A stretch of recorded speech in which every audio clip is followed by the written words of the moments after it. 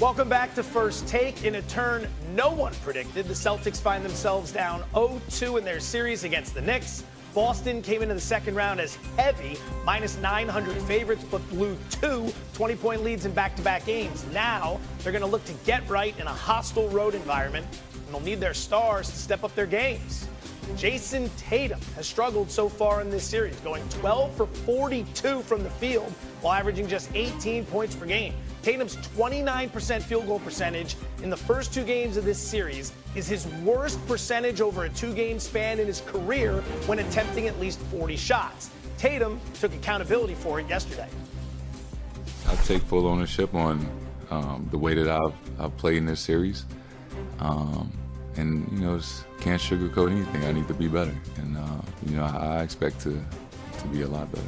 I take responsibility for us not at least getting a shot up at the end of the game. Oh, yeah. Show just got a lot more handsome. Say hello to Jay Will. Jason, what's at stake for Jason Tatum tomorrow in Game 3? Guys, SA, I always like to be my authentic self, so I'm about to keep it 100 on this. The last couple of days, I've seen a lot of trash. I've seen a lot of slander. I've seen a lot of BS. There's a lot of people out there questioning the legacy of Jason Tatum. And just let me say for the record, his damn legacy is cemented. It's not. But we are talking about a guy who's an NBA champion, a four-time All-NBA first-teamer. We're talking about a guy who's an NBA Conference Final, Eastern Conference Finals MVP, and a guy who has the most 50-point games in Celtic playoff basketball history. So seeing people out there talking about, well, this is what Steve Kerr was talking, this is the narrative, that's BS, man. Stop. Lose me with all that. Is there room for improvement from Jason Tatum? You're damn right there is. I am not absolving Jason Tatum of his poor play. Obviously, you saw the numbers.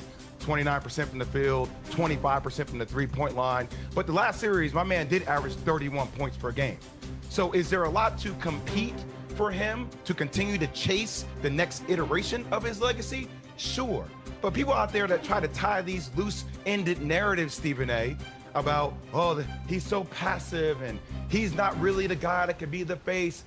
Just leave me with all that. He's having two poor playoff performances. Yes, he could have shot the ball in the last play. Yes, he should have drove the ball in the first game. Is he in his own head? You're damn right he is. LeBron James has had moments where he's been in his own head. Michael Jordan has had moments where he's been in his own head. Now, I'm not putting him in the same bucket as those two. They're obviously on a different level.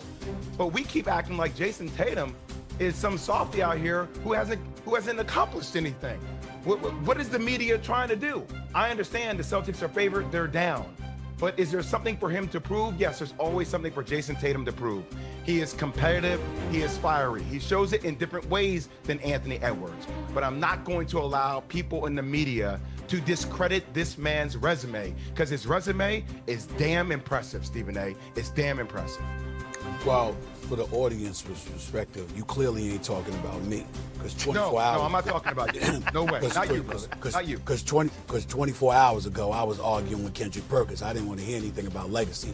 The man is a champion. He's been to 2 NBA Finals. He's been to 5 Eastern Conference Finals. All right? He's a full-time All-NBA first-teamer. I don't want to hear that about legacy, especially when he's already got a banner hanging in the rafters for TD Bank Garden above the parquet floor. Having said all of that, Jay, I totally agree with you for the most part. I didn't have a problem with the Steve Kerr thing, though, only from this perspective. I knew that he deserved better. In other words, to not play is one thing, but for somebody to walk up to this quality of play and say, I don't know if I'm going to be able to find time for you before the game even begins. It's something that I struggle with. Me and Wendy are going back and forth with that because I thought he deserved better than that. And I think that we walked into this postseason recognizing what he was going to do during the regular season, and that come playoff time, he was going to take it to another level because this reigning defending NBA champion had something to prove because he had a chip on his shoulders. In other words, we expected better from Jason Tatum. Jason Tatum just expected better from Jason Tatum. Against the Knicks in 4 victories this year, 4-0 against the Knicks in the regular season. He averaged 33.5 points on 53% shooting from the field and 48% from three-point range. He has annihilated the New York Knicks this year until the playoffs began. And nobody, you can't find me a basketball mind on this planet who thought that the New York Knicks would walk into Boston and be up 2-0 after departing from Boston against the defending champions. Nobody saw this coming.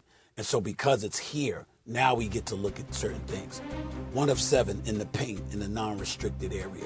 1 of 8 from mid-range. 5 of 20 from three-point range. 2 of 14 on all shots in the fourth quarter and overtime. 1 of 7 in clutch time, okay? So I'm looking at all of these things and I'm like, what the hell is going on? We know this is not going to last. It can't last. But say for the sake of argument, it did last. What I tried to explain to everybody yesterday, the Boston Celtics have taken 100 three-point shots in 2 games. They've missed 75, the most in NBA history, over a 2-game stretch. They missed 75 three-pointers. 48 of those shots have been uncontested three-pointers. For the audience out there, uncontested is a defender is either 6 feet or further away from you. Basically, nobody's within 6 feet of you.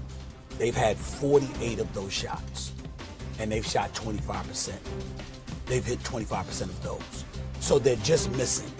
For some reason, they just can't find the ocean right now. I don't believe that's going to last. But if it lasts, we need to say why. It's not about choking. It's not about panicking. It's not, oh my Lord, your legacy is tainted forever. It's nothing about that. It's just that for a series, if you have that many open shots and you're missing those open shots, you just miss it. And that's what we are to deduce from all of this. Joe, do I want to get dragged into the Tatum Olympic thing again? Yes. I don't really want to do it. Do it. I don't want to do it. Yes, you do. He and I have gone back and forth about this for months. We understand. The new meme. The Olympic thing has nothing to do with this. The Olympic thing was a matchup situation against Serbia. He played in the other 4 games. It was only against Serbia. It has nothing to do with what he's doing in this series. It's not a, vindication for Steve Kerr. It had to do with a matchup against Serbia in an international game where Serbia started 3 7-footers, and it's a 40-minute game. Okay, it has nothing. I see people connecting this, like giving Steve Kerr credit. Nothing to do with it. Are the Knicks the Serbia of the NBA? No, hell no. Stop, Joe. I've been around long enough where do you know how many times I've dragged my backside to Boston in my 20-year career in the playoffs? So many times. And over the last 6 or 7 years with this particular group, do you know how much time I've spent with this team? And I can tell you that I've seen Jason Tatum at the absolute bottom, and I've seen Jason Tatum at the absolute top. I've watched him drop Game 7s at home. I've watched him win Game 7s on the road. I've watched him score 50. I've seen him score 15. I've seen him hold the trophy.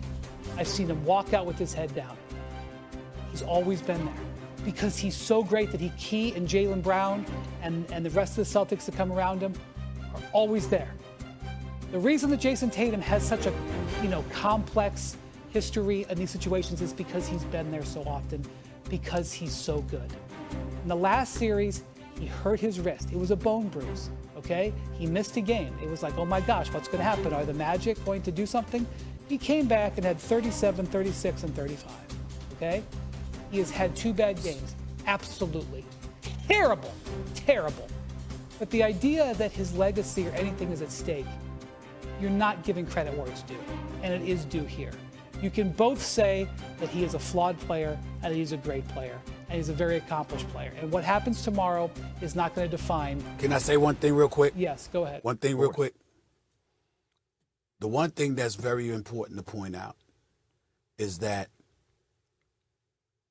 it's hard talking about Jason Tatum in any kind of negative light for this one reason. The character is off the charts. I mean, when you talk about a guy